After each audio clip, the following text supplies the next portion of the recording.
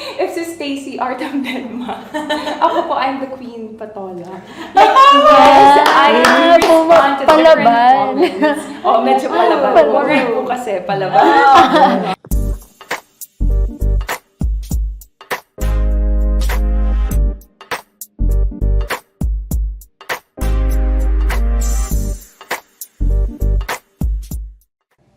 Hello Pepsters and welcome to PEP Spotlight! My name is Franco, your host, and uulan ng kagandahan ng araw na to dahil ang mga guests natin ay mga reigning beauty queens. Right, FK? Yes, that's right, Kuya Bernie. Sobrang ganda talaga. Puro ganda yung nakikita ko ngayon, including yourself, of course.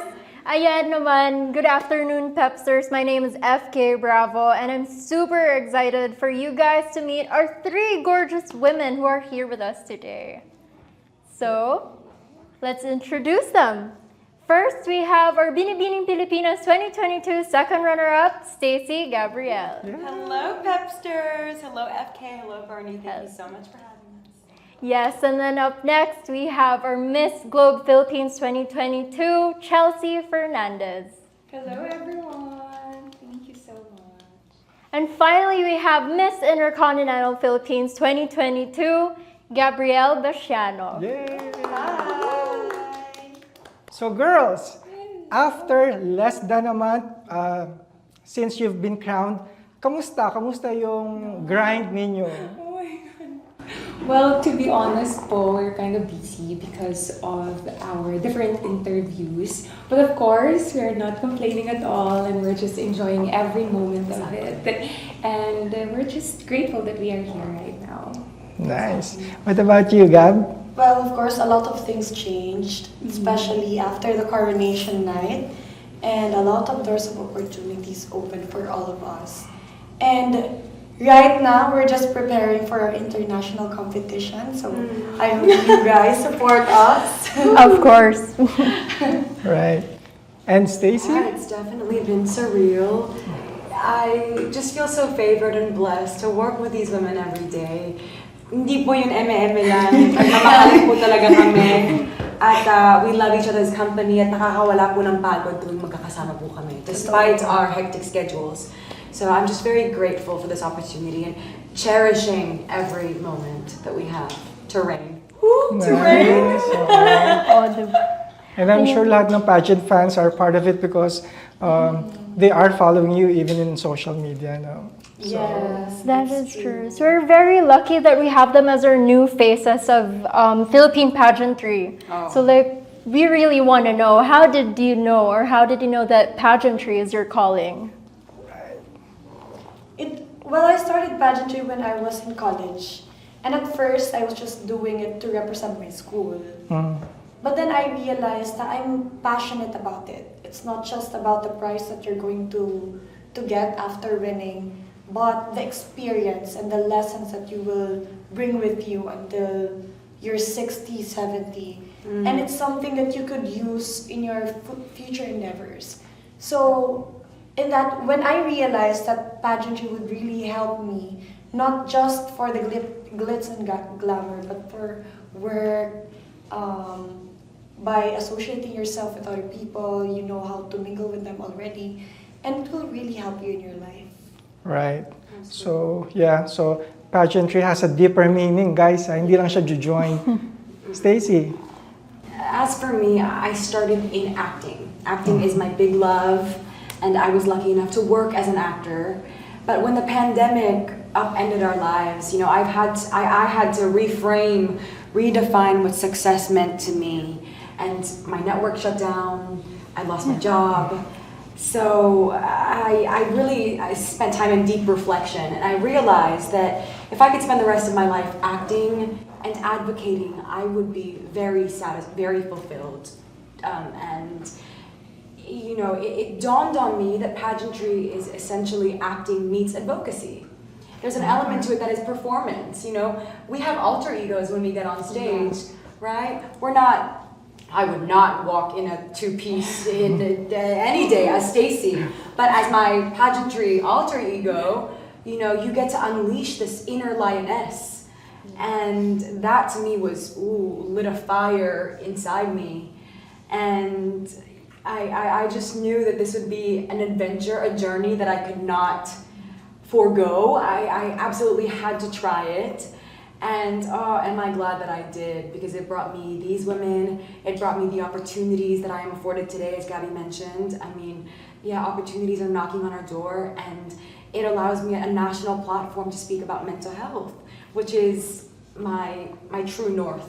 That is my compass. My mental health advocacy is deep in my heart. So I'm just very grateful for Binibining Pilipinas for giving me this platform. Right. You're using your influence in a positive way, you know.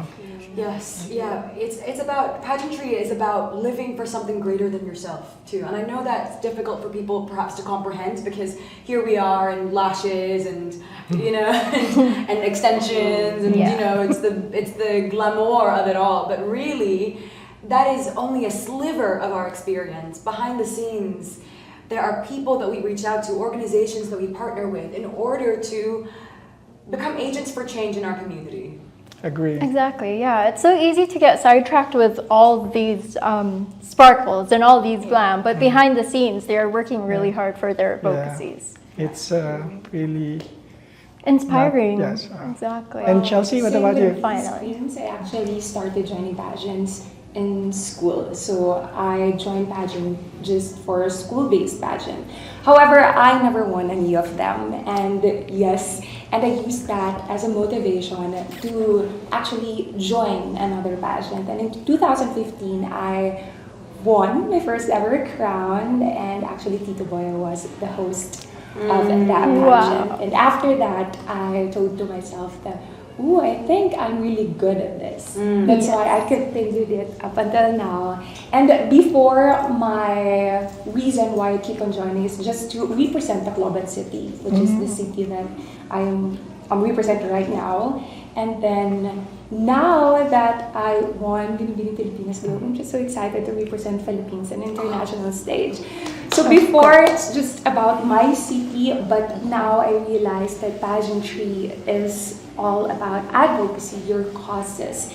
And when you are in a beauty pageant, it means that you are willing to accept the work, the duty, and responsibility as well. Correct. And it's a huge responsibility. It's not just a crown and a sash. It's a job. It's a job. Yeah. So their calling really boils down to a deeper purpose, and their belief in themselves, their confidence that they can achieve greater heights. So for our next question, it is for Gabby. So you've been in the pageant world for 5 years already. Yes. So how do you think the industry evolved since you started in 2017? Well, before, people look at pageantry just with glitz and glamour, but it's a good thing that now people are starting to appreciate what beauty queens are doing behind the camera. Yeah. And it's a good thing because we do a lot more behind the camera, aside from just showing our gowns, swimsuits on stage. So it's a good thing that people are starting to appreciate it, and I hope that they will continue to look at pageantry in a more positive way. How about in your personal self? How were you back in 2017, and how are you now? Gosh, I was a different person po. Before, I didn't care about what I'm doing. I am careless of the things that I'm doing because I'll just join pageants, and after that, I'm no longer beauty queen. I'm going back to being a student. And I didn't know that joining pageants can make a huge impact to the audience. And when I started joining my first ever national pageant, that's when I realized that people look up to me. So I need to present myself in a more formal manner, or to show them and share with them my causes and the reason why I'm joining pageants. Because before po kasi, people seen na nandyan lang, kung ano-ano lang ginagawa ko, ganon. Tapos ngayon, mas naging conscious ako na parang may mga nagchat-chat sa akin, mga bagets. Yeah.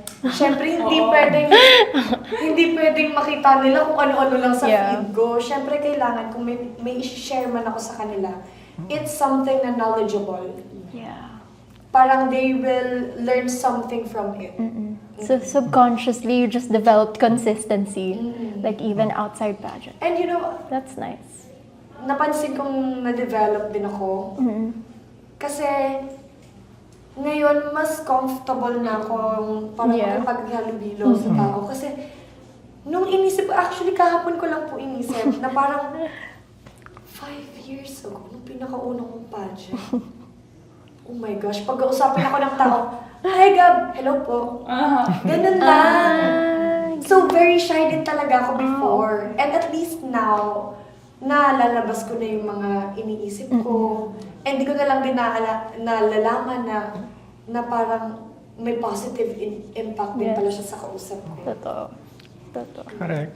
And I'll just go to what you said earlier na glitz and glamour lang yung tingin ng mga tao. Yes. Actually, it's a stigma, but it's nice to hear these beauty queens talking about that deeper meaning because it's really not it. They put a lot of hard work in what they do. No? True. Right. My question, people said that you wouldn't win a crown, you wouldn't win a title. I'm sure a lot of you experienced that, but you did. So what's your takeaway, your learnings from that? I'll start with Stacey. That they're not God. You have a point. Right? Nakasulat na po sa aklat ng Diyos kung sino ang mananalo nung gabing yun. And no hater, troll, basher can overturn the word of God. Hey! It's, you know, if it's our calling, if it's your destiny, if it's your purpose, you will walk in that purpose. Right? When Jesus says yes, nobody can say no.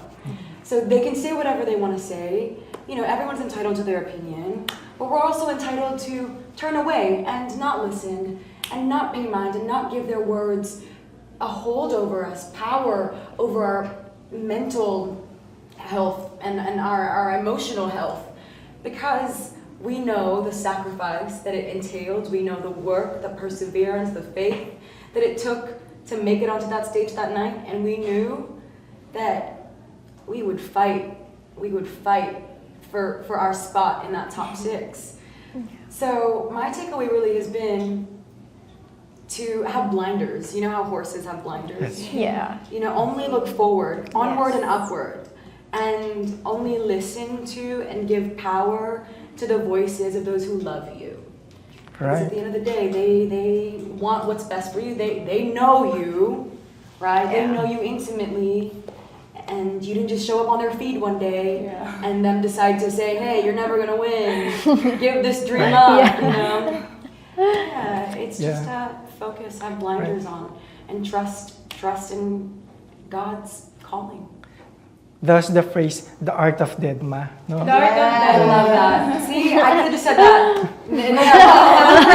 One phrase. The art of dermatology. Ayan, no, di ba? 101. The art of that. Yeah. No more explanation. But well said, Stacey. What about you, Chelsea? Well, if si Stacey, art of Denma. Ako po, I'm the queen patola. Yes, I respond to different comments. Oh, medyo palaban. Correct po kasi, palaban.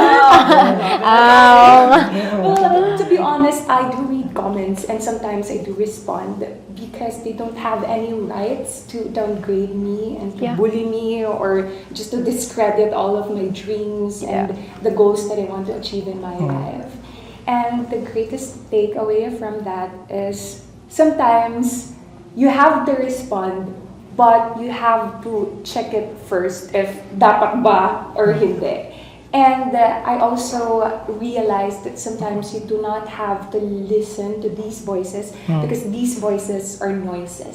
They are negative. There's so many negativity that is going now in our world, and the only thing that we have to do is also to focus on your goals and just to listen to your family and friends that are truly your gem in your life. Actually, different approaches, no? My Art of Deadma, ikaw pumapatol. Just like Luis Manzano.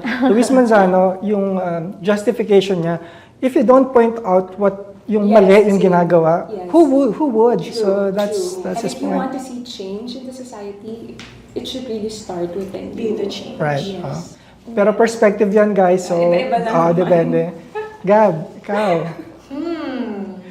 Ako, ang dami ko talagang nabasa knowing na second time ko na sa Binibini and first runner-up ako last year. So, ang dami kong nabasa mga opinion. Yeah. And ang takeaway ko sa experience talaga na yun is to not put so much weight on the opinion of other people. Kasi, it's only you na may alam kung ano yung capabilities mo. Ikaw lang din yung makakapagbigay ng limitations mo sa lahat ng gagawin mo. Yeah. And dumating kasi ako sa time na parang dinadoubt ko yung self ko nung mga una-unang part nung ngayong journey ko. Sabi ko na, hindi ko ba kaya? Ay. Hindi. Bakit parang di sila naniniwala? Parang ganun na yung nag-iisip sa ano ko. And then I talked to my mentor, which is Kuya RL. Inopen ko sa kanya na, Kuya, may nabasa ako, ganito, ganyan. Sabi niya, i-prove mo sa sarili mo na hindi. Na kaya mo. Yeah. And then naging ano ko talaga siya na, okay. Mas alam ko sa sarili ko na ito yung mga kaya kong gawin. So, ipoprove ko muna sa sarili ko. At pag ma-prove ko na sa self ko, mapoprove ko na din sa ibang tao. Correct, agree. So it starts with yourself. Yes. Yeah. Kasi if you don't believe in yourself, paano ka paniniwalaan din? Or paano magtitiwala sa'yo yung mga tao sa paligid mo? So, ganun siya. So, they have different approaches, pero yung common denominator is really parang, the way I see it, just going on an information diet.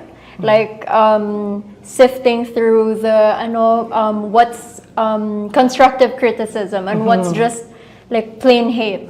Na parang, when it becomes hate, it has no right to invalidate your efforts and all your work. Correct. So, kudos to all you. Yes, that's very important. Yeah, it's so amazing. So, okay, we proceed to our next question. Stacey already mentioned this a while ago. We're gonna talk about your acting career. Oh! So, we would like to know, please share to us what the similarities and differences are between Stacey the actress and Stacey the beauty queen. Stacey the beauty queen definitely wears a lot more makeup. Oh. Ang mga role ko ito, ang mga ginagampanan ko po noon, police, Police, I saw that. estudyante, Ang galing nun, ang galing nun. kaibigan ng love team. Ako lang yung kaibigan sa bahay. Third wheel. Makakagip lang po ako ng camera. Pero ang galing ng police, ha? Uy, salamat. Kasi, Ano lang po yung tinted moisturizer lang po yung tulay. Call it a day, lip balm. Siyempre, kaya kailangan papasok ko nung, nung naka-full pa. Napaka, diba? Nakuha mo yung scene. Bida. But similarities. We talk about similarities. Acting, yung aking karanasan po sa showbiz, Yeah. nahasa po talaga ako sa patience, sa perseverance, sa grit. Dapat po talaga matatag at buong buo ang loob sa kahit anumang pasukin.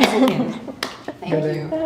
So, showbiz is it was like a baptism by fire for me. I was 19 and no one holds your hand through that experience. You're just kind of thrown off the deep end and you just have to sort of navigate your way through that industry. And luckily, meron po ako mga ate sa showbiz na talagang ginabayan ako. So, let me rephrase. No one babies you in that industry, but people do guide you and mentor you and offer their wisdom. So people like Ate Gabriel Soriano was wow. Grabe yung nag-guide sa kanya. My first regular role was La Luna Sangre. Isa po akong vampira. Yes. Yes. So, si Ate Meryl po kasama ko doon. Doon ko rin po na-meet si Bea Rose Santiago and si MJ Lastimosa. They were vampires. Vampira din po sila. So sila po talaga yung nag-plant ng seed sa akin na maybe think about Binibining Pilipinas. That was when I was 19. So fast forward 4 years later, I thought, hey, hey, what about that little seed that they planted? And it flourished, it blossomed into a full garden. Very full circle. Correct. So, acting was definitely my training ground for the world of pageantry. Because, you know, you've got to be unbreakable.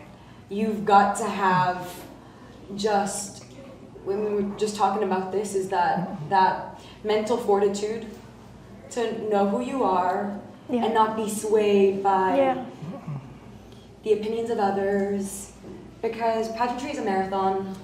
So it's important to be in the same way that you would train for a marathon, mind, body, and soul. It was the same for us. We had to nurture ourselves in every aspect, and acting allowed me to become well versed in that area of maybe not going on my phone, maybe not reading the comment section, getting sleep whenever you can. Alam naman po natin sa showbiz, di ba? May mga kanya-kanya po kami mga upuan, lahat kami may mga dalang po foldable chair. Correct. So kami din po si Chelsea po mahilig po sa kumot. Lagi po may dalang sarong niyan. Tapos kanya-kanya po kaming plakda. Those things is preserving your energy. Sometimes you can shoot for 28 hours, 30 hours on set. It's that preserving your energy, knowing when to peak. These are all valuable lessons that I carried from acting to pageantry.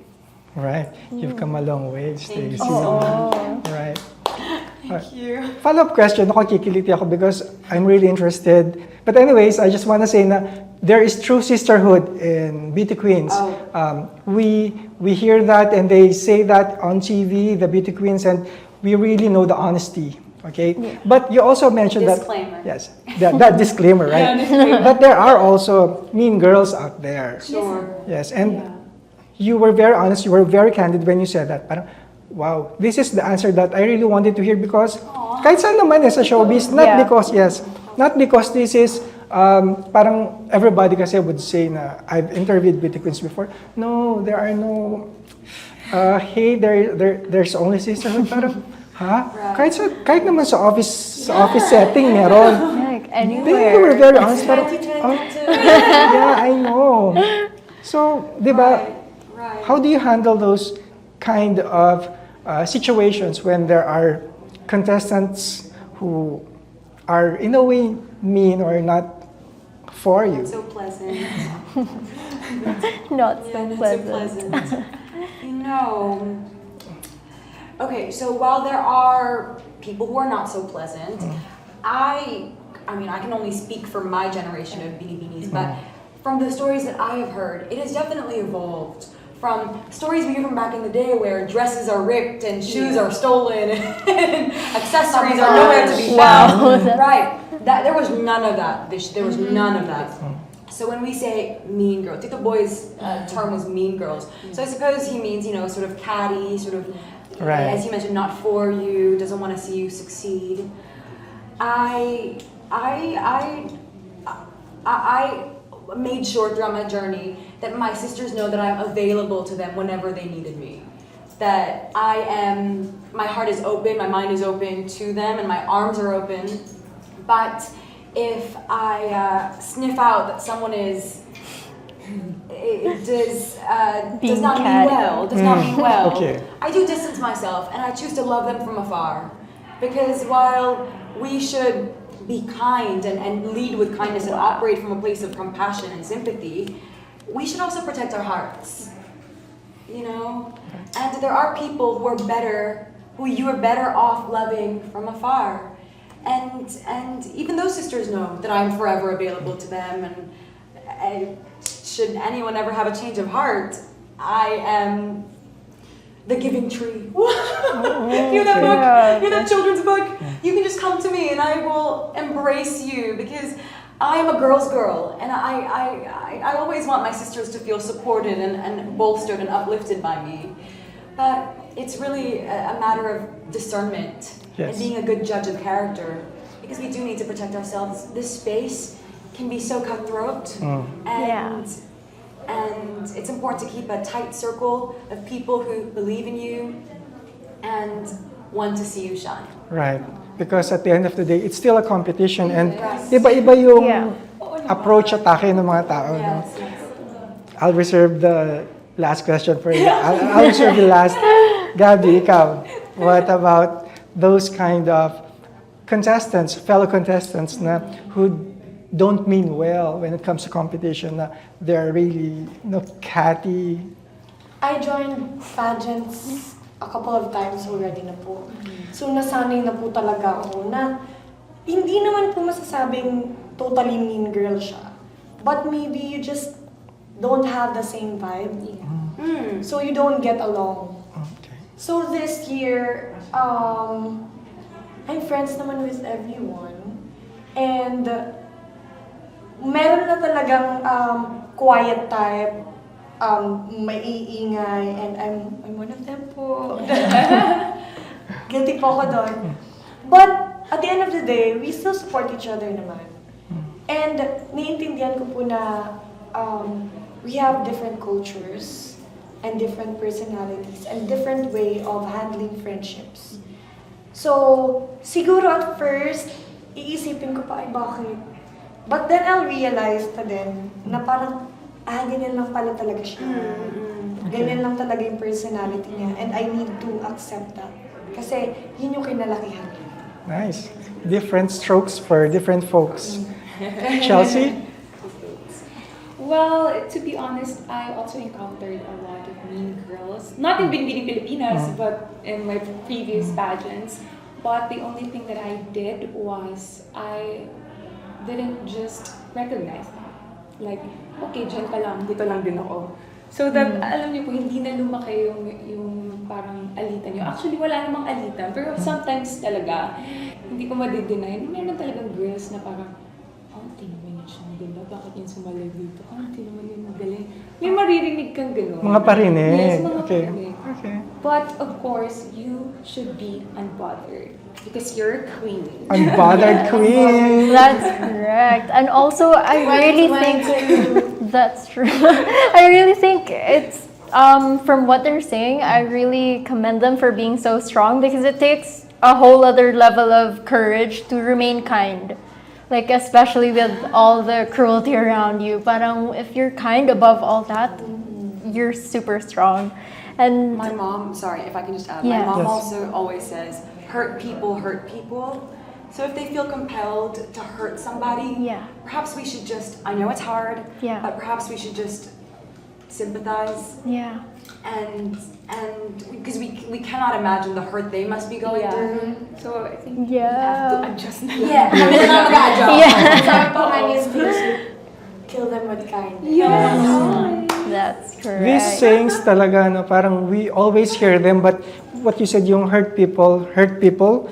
This year ko lang siya na-realize. And yung sabi nga niya, na parang kill them with kindness, parang lagi nating naririnig, but there comes a time when you really understand what they mean. Yes. That ends our interview for today. Oh, that was too short and so fun. Thank you so much for having Thank you, Thank you so Pepsters. much for joining us this afternoon. All right, before we let you go, girls, you might want to promote your social media accounts that Please, thank you. fans could follow you. Stacey? Blue check. Hello. We have to do today kasi blue check po talaga ang manifestation niya. Hello everybody, I'm Stacey Gabriel. You can find me on Instagram as Stacey Gabriel. TikTok, may tao na po ako. May TikTok na po ako. Stacey D. Gabriel. And what else? YouTube! Oh my goodness! Vloggers na po ako ngayon. You can find me as Stacey Gabriel as well. And please support my sisters. They need our love now more than ever. They're competing so soon. Chelsea, take it away. I am taking this chance to also promote my social media accounts. You could also find me on Instagram. Just search Chelsea Fernandez, and on Facebook at Chelsea Fernandez. And please do follow me because I need all of your support and love, especially that this year, actually next month na po, I'm going to Albania to represent the Philippines Good luck. on the Miss Globe Beauty Pageant stage. Maraming salamat po. Okay, and for me, everyone, I am Gabrielle Basiano, and I just want to promote my social media accounts. You can follow me on Instagram and add me on Facebook. It's Gabrielle Basiano, and follow my TikTok account. Yeah. It's Gabby Basiano, and Please do follow Binibining Pilipinas on all its social media pages. Thank you so much, everyone. Thank you so much. Good luck, ladies. Thank you. Good luck, ladies. Thank you. Thank you so much.